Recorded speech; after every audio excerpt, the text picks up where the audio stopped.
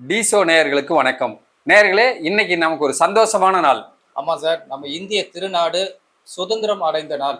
சும்மா கிடைக்கவில்லை இந்த சுதந்திரம். பல பேருடைய தியாகத்தினால் கிடைத்ததுதான் இந்த சுதந்திரம்.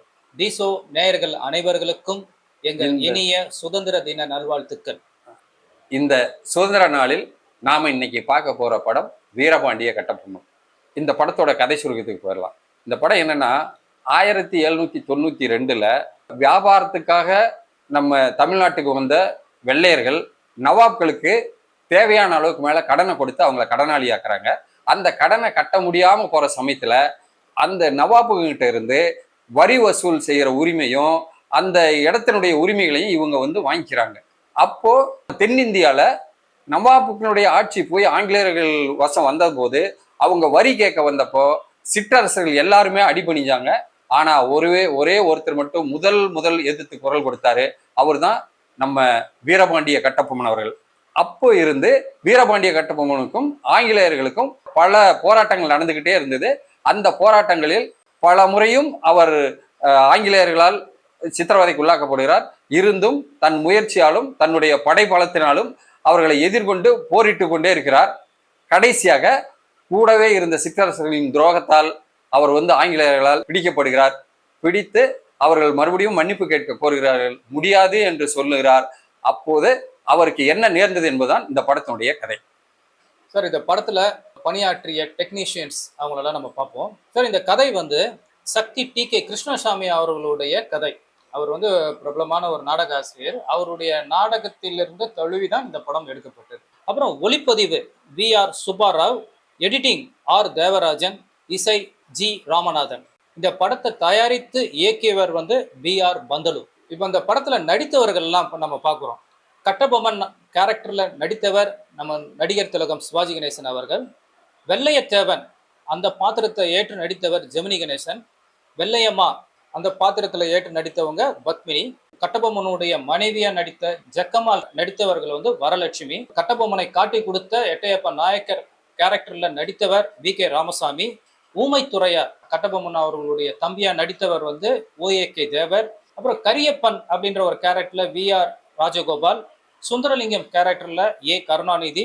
முக்கியமா அதாவது வெள்ளைக்கார துரை மாதிரியே நல்லா நடிச்சிருப்பாரு. பிஜி ஜாக்சன் கேரக்டர்ல பார்த்திபன். இன்னொரு வெள்ளையரா கிளைமேக்ஸ்ல ஒருவர். அந்த பேனர்மேன் கேரக்டர்ல ஜோவர் சீதாராமன், ஒரு பிரபல நடிகர். அவர் நடிச்சிருக்காரு. ரெண்டாவது ஒரு குழந்தை நட்சத்திரம் பேபி காஞ்சனா மீனா அப்படின்ற ஒரு கேரக்டர்ல நம்ம பிரமாதமா நடிச்சிருப்பாங்க.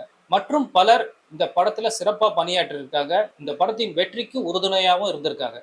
சார், இந்த கதை உருவான வரலாறு என்னன்னா, கிருஷ்ணசாமியும் சிவாஜி கணேசனும் ஒரு தரம் இந்த கட்டபொம்மன் இருந்த இடம் வாழ்ந்த இடம்லாம் பார்க்க போயிருக்காங்க. அப்போ கயத்தாறு, அவர் பாஞ்சாலங்குறிச்சியில கயத்தாறுன்னு ஒரு இடம்.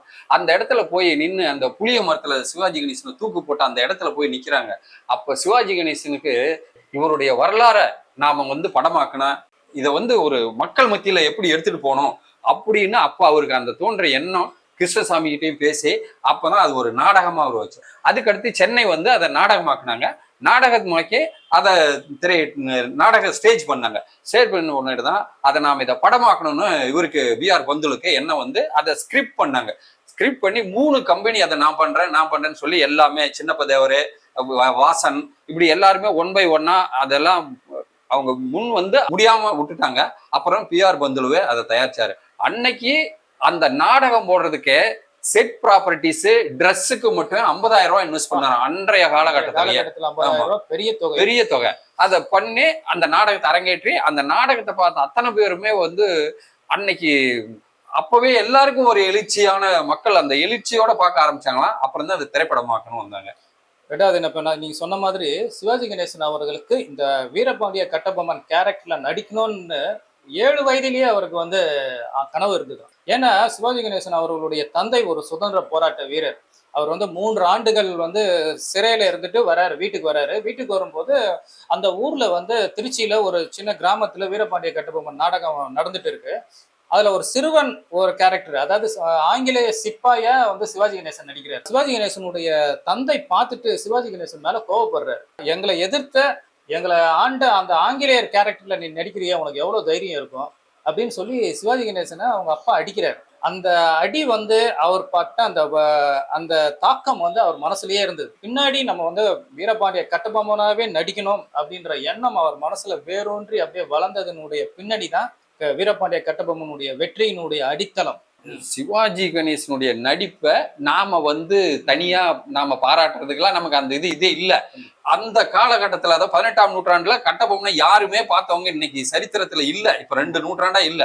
ஆனால் இப்படிதான் இருந்திருப்பாரு, இப்படிதான் இவரு தான் கட்டபொம்மன்னு சொல்லணும்னா அது அந்த சிவாஜியுடைய அந்த கதாபாத்திரத்தை பார்த்துதான் தெரிஞ்சுக்கிட்டோம் நாம. அவர் வந்து உணர்ச்சி பூர்வமான நடிப்புகள். ஃபர்ஸ்ட் வந்து தளபதியை வந்து அரெஸ்ட் பண்ணுவாங்க, அந்த இடத்துல ஒரு வசனம் பேசுவாரு. அதே மாதிரி ஜாக்சன் துறைகிட்ட ஒரு வசனம் பேசுவாரு. போருக்கு போகும்போது மனைவி கிட்ட ஒரு வசனம் பேசுவாரு. அடுத்து அந்த குழந்தைகிட்ட ஒரு வசனம் பேசுவாரு. கடைசியா தூக்கு மேடையில முன்னாடி ஒரு வசனம் பேசுவாரு. இந்த 5 வசனங்களுமே 5 விதமான உணர்வுகளை பிரதிபலிக்கும். நீங்க நல்லா பாருங்க. மனைவி கிட்ட எப்படி, குழந்தை கிட்ட எப்படி, போருக்கு ஒரு எதிரி கிட்ட எப்படி பேசணும், கடைசியில சாவ போகும்போது எப்படி பேசணும், இது எல்லாமே வந்து ரொம்ப உணர்ச்சி பூர்வமா இருக்கும். அதுல ஒரு வசனம் சொல்லுவாரு, அதாவது என் நாட்டு மக்களுக்கு துரோகம் பண்ணிட்டேன்னு. என்னன்னு கேட்டா, அந்த போர்லயே நான் செத்துருக்கணும், என்ன நீங்க தப்பிக்க வச்சு தலைமுறைக்கு இப்படி ஒரு கோழைத்தனமான சாவு எனக்கு கொடுத்துட்டீங்க அப்படின்னு. அதாவது ஒரு வீரன் அந்த கோழைத்தனத்துக்கு கிடைத்த ஒரு அவமானமா தான் இந்த தூக்க நினைச்சேன் அப்படின்னு சொல்லுவாரு.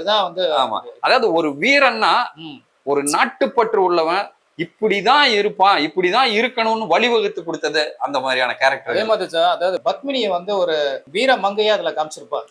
வீர மங்கையா அப்ப வந்து என்னுடைய காளையை வந்து யார் அடக்குறாங்களோ அவங்கதான் நான் வீரன் நான் ஏத்துப்பேன் அப்படின்ற மாதிரி ஒரு இது. அந்த காளையை தான் நான் கல்யாணம் பண்ணிக்குவேன் ஒரு குறிக்கோளா இருப்பாங்க. ஆமா, அந்த காளையை அடக்குற காட்சி வந்து ரொம்ப பிரம்மாண்டமா எடுத்திருக்காங்க. அந்த காலத்திலேயே 1959 வந்த இந்த படம் கிட்டத்தட்ட எத்தனை வருஷம், ஒரு 65 வருஷம், 65 59. இது ரிலீஸ் வந்து 1959. இன்றைய தேதி படி பார்த்தா அது வந்து 65 வருஷம். 65 வருஷத்துக்கு முன்னாடியே அந்த காளையை அடக்கிற காட்சி வந்து பிரம்மாண்டமா எடுத்திருக்காங்க. ரெண்டாவது, இந்த படத்தை நான் பார்க்கும்போது சுதந்திர போராட்டத்தினுடைய வரலாறை படிக்கிறவங்களுக்கு இது ஒரு பெரிய அடித்தளமா இருக்கு. ஆங்கிலேயர்கள் நம்மை ஆண்டதுக்கான அடிப்படையே வந்து டிவைட் அண்ட் ரூல், பிரித்தாலு அவங்க கான்செப்டே அதான். ஆமா, அவனை நம்மளை பிரித்து எப்படி பாளையக்காரர்கள்ல எட்டையப்ப நாயக்கர், இந்த பக்கம் கட்டபொம்மன், இவங்களும் 2மே உறவுக்காரங்க, ஒரே பாளையத்துக்காரங்க. ஆனா இந்த 2 பேருக்குள்ளேயும் உறவை வந்து பிரிக்கிறாங்க, அவங்களுக்குள்ள பகையை வளர்க்குறாங்க. அந்த பகையை வளர்த்து அதுல வந்து அவங்க லாபம் அடைகிறாங்க. அதனால அந்த சூழ்ச்சியில வந்து கட்டபொம்மன் வந்து மாட்டிக்கிறார். ஸோ இந்த அந்த விடுதலை போராட்டத்தினுடைய அடிப்படை கிழக்கிந்திய கம்பெனி எப்படி இந்தியாவுக்கு வருது, அவங்க எப்படி இந்தியாவை வந்து இந்தியர்களை வந்து அடிமைப்படுத்தினாங்கன்றதுக்கான ஒரு அடித்தளம் இந்த படத்தை நம்ம பார்த்தா இன்றைய இளைஞர்களுக்கு அது புரியும். அது சார் எல்லாரும் சொல்றாங்க சரித்திரம் வந்து எட்டப்பன் தான் வீரபாண்டிய கட்டபொம்மன் காட்டி கொடுத்தாருன்னு சொல்றாங்க. சார், எட்டப்பன் வந்து காட்டி கொடுக்கல. ஆரம்பத்தில இருந்தே அரசா அந்த ஆங்கிலேயர்கிட்ட அடிமையாவே இருந்து அவர் பழக்கப்பட்டுட்டாரு. ஆனா ஆக்சுவலா வீரபாண்டிய கட்டபொம்மனை காட்டி கொடுத்தவரு புதுக்கோட்டை அரசர் தான். கடைசியில சொல்லுவாரு, எட்டையப்பர் உன்னை காட்டிலும் எட்டையப்பர் நல்லவரா இருக்காரு, நல்லவர் அப்படின்னு சொல்லுவாரு. அது புதுக்கோட்டை அரசர் தான். அந்த எட்டப்பர்ன்ற பேருக்கு இந்த இப்போ சரித்திரத்தை சொல்லிட்டு வர்றதே சரியில்லை. அந்த புதுக்கோட்டை அரசர் தான் காட்டி, ஏன்னா தான் வாழணும், தன்னுடைய அரசாட்சி மக்கள் வாழணுன்றதுக்காக அவரை வந்து கேவலப்படுத்திக்கிட்டாரு. அதான் உண்மை. சார், இந்த படத்துல வந்து 12 பாடல்கள், எல்லா பாடல்களையும் கூமா பாலசுப்ரமணியம் அவர்கள் தான் ஏற்றிருக்காரு. ஜி ராமநாதன் அவர்களுடைய இசையமைப்புல இந்த 12 பாடல்ல வந்து ரொம்ப முக்கியமான பாட்டு வந்து இன்பம் பொங்கும் வெண்ணிலா. அந்த பாட்டு ரொம்ப ரொம்ப பிரபலம். இது அதுக்கு கூட ரீமிக்ஸ் பண்ணி வேற மாதிரிலாம் வந்தது. அப்புறம் வந்து போருக்கு வெள்ளையத்தேவன் போகும்போது போகாதே போகாதே என் கனவா பொல்லாத சொப்பனம் நான் கண்டேன். அந்த பாட்டும் வந்து ஒரு பிரபலமான ஒரு பாட்டு. ஒரு கணவனை பிரிந்து ஒரு மனைவி வந்து ஒரு சொப்பனம் கண்டுடுறாங்க, போருக்கு போனா உனக்கு உயிருக்கு ஆபத்து, அதை தடுக்கிற ஒரு உணர்ச்சிகரமான ஒரு பாத்திரத்துல பத்மினி நடிச்சிருப்பாங்க. ரொம்ப அருமையா நடிச்சிருப்பாங்க. இப்போ வந்து வெள்ளையத்தேவனா நடிச்சிருக்கு ஜெமினி கணேசன் ஒரு வசனம் சொல்லுவாரு, மறவர் குலத்தில் பிறந்த ஒரு வீர தமிழச்சி பேசுற ஒரு வார்த்தையா இது, வீரமும் காதலும் நம் உடலிலும் மண்ணிலும் கலந்தது அப்படின்னு. அது ஒரு சங்க இலக்கியத்தினுடைய ஒரு சாரமா நான் பாக்குறேன். அவங்களுடைய வசனங்கள் எல்லாமே ஒரு புறநானூற்று படை, அதாவது நவீன புறநானூற்று படைய அந்த போர்ல வந்து நம்ம பார்க்கலாம். அவங்களுடைய வீரம், விவேகம், அவங்களுடைய நேர்மை, எல்லாமே வந்து அந்த சிவாஜி கணேசன் அவர்களுடைய நடிப்பிலும், வெள்ளையத்தேவனுடைய அவர்களுடைய நடிப்பிலும், ஊமைத்துரையா நடித்த அவர்களுடைய நடிப்பிலும் அது வெளிப்படும். பட் மாட்டு வண்டியை கட்டிக்கிட்டுன்னு ஒரு பாட்டு வரும் சார். நாடு எப்படி போகுன்ற அன்னைக்கு கணிச்சாங்களா என்னன்னு தெரியாது. அதுல சொல்லுவான், நல்லவர் போல் சிலர் நாட்டில் இருப்பார், அவர் காசுக்காக நாட்டையும் விற்கவும் தயங்க மாட்டார்கள்லாம் வரும் அந்த வரி. அதெல்லாம் இன்றைய காலகட்டத்தை பார்க்கும்போது நமக்கு அதெல்லாம் அன்னைக்கே ஒரு தீர்க்கதரிசி அதெல்லாம் எழுதியிருக்காங்களோ அப்படின்லாம் நினைக்கிறோம். எல்லா காலகட்டத்திலும் சில புல்லுருவிகள் இருப்பாங்க. சார், இந்த படத்துல நகைச்சுவை காட்சி கூட அந்த படத்தினுடைய கருவை ஒட்டியே இருக்கும். நடிகர் அவர்கள் வந்து ஒவ்வொரு காட்சியும் அப்படியே தத்ரூபமா பண்ணுவாரு. ஜாக்சன் துரையிட பேசும்போது, நீ நீ வந்து இன்னும் எங்களுக்கே பாடம் கற்றுக் கொடுக்குறன்னு சொல்லுவாரு ஜாக்சன். அப்ப இவர் சொல்லுவாரு, கற்றுக் கொடுப்பது தமிழினம், அதை கற்க மறப்பது அறிவீனம்னு வரும். அந்த சீன் எல்லாம் வந்து நம்ம கேட்கும் போதே நமக்கு புல்லறி சார். தமிழன் இப்படிதான் இருந்திருக்கிறான் காலங்காலமா. வீரம் வீரம் விளைந்த மண். ரொம்ப அதெல்லாம் அந்த வசனம் ரொம்ப நல்லா இருக்கும். அதே மாதிரி சார், இதுல நாம முக்கியமா சொல்ல வேண்டியது என்னன்னா, ஆர்ட் டைரக்டரை பத்தி நாம பேசணும். இன்னைக்கு நாம வந்து இவ்வளவு டெக்னாலஜி வந்த காலத்துல நம்ம இவ்வளவு பிரம்மாண்டம். அன்னைக்கு என்ன சார் டெக்னாலஜி? 1957 தொடங்கின படம். ஆனா அந்த படத்துல எல்லாம் என்ன டெக்னாலஜி பண்ணியிருக்காங்க, எவ்வளவு பிரம்மாண்டமா பண்ணியிருக்காங்க. இந்த ஆர்ட் டைரக்டர் அந்த பில்டிங் ஒரு சில அந்த இதுலயே போய் எடுத்திருக்காங்க, கோட்டையில. ஆமா, எடுத்திருக்காங்க. சில இதெல்லாம் செட்டு தான். அந்த செட் எல்லாம் பாத்தீங்கன்னா அந்த ஹிஸ்டாரிக்கல ஒட்டிய அவ்வளவு பிரம்மாண்டமா அந்த ட்ரெஸ் இப்போ வீரபாண்டிய கட்டபொம்மன் இப்படிதான் ட்ரெஸ் போடுறதா யாருக்கு தெரியுமா? ஆனா அதை அவ்வளவு அமைப்பா எல்லாருக்கும் அந்த காஸ்டியூம்ஸ் எல்லாம் வந்து அமைச்சிருப்பாங்க. அதுல வந்து அந்த நம்ம ரொம்ப பாராட்ட வேண்டியது கேமராவும் சரி, அந்த ஆர்ட் டைரக்டர் ரொம்ப பிரமாதமா பண்ணியிருப்பாங்க சார். அப்புறம் வந்து இந்த படம் வந்து நிறைய அவார்டு வாங்கின படம். நேஷனல் அவார்டு பெஸ்ட் ஃபிலிமுக்கு வாங்கியிருக்கு. இந்த படம் வந்து சர்வதேச திரைப்பட விழாவுக்கு அனுப்பப்பட்டு மெரிட் சர்டிபிகேட் வாங்கியிருக்காங்க. அது வந்து ஒரு பெரிய நிகழ்ச்சி. சிவாஜி கணேசன் அவர்கள் கெய்ரோ போய் அங்க வந்து மேயரா ஒரு நாள் இருந்திருக்காரு. எல்லா இது முதல்ல ரிலீஸ் ஆனது எங்க தெரியுங்களா? லண்டன். லண்டன்ல ரிலீஸ் ஆகி 6 நாள் கழிச்சுதான் நம்ம தமிழ்நாட்டுல ரிலீஸ் ஆச்சு. அது வந்து ரொம்ப ஒரு பாராட்டப்பட வேண்டிய ஒரு நிகழ்ச்சி. அன்னைக்கு அந்த காலகட்டத்துல அதுவும் அவங்களை எதிர்த்து எடுத்த படம் இது. அவங்களுடைய அட்டூழியத்தை எடுத்துக்காட்டின படம். அதை முதல்ல அங்கதான் ரிலீஸ் பண்ணாங்க. அது வந்து ரொம்ப பாராட்ட வேண்டிய ஒரு. சிவாஜி கணேசன் அவர்கள் ஒரு பேட்டியில சொல்லியிருக்காரு, நான் வந்து கெய்ரோல போய் பெஸ்ட் ஆக்டருக்கான விருதை நான் வாங்க போறேன். அந்த ஆடிட்டோரியத்துல இருக்க எல்லாருமே வீரபாண்டிய கட்டபொம்மன் நடித்தவர் எப்படி இருப்பாருன்னு பாக்குறதுக்காக ரொம்ப ஆர்வமா இருந்தாங்களாம். இவர் ஒரு 6 அடி 7 அடி 8 அடி இருப்பாரு அப்படின்னு.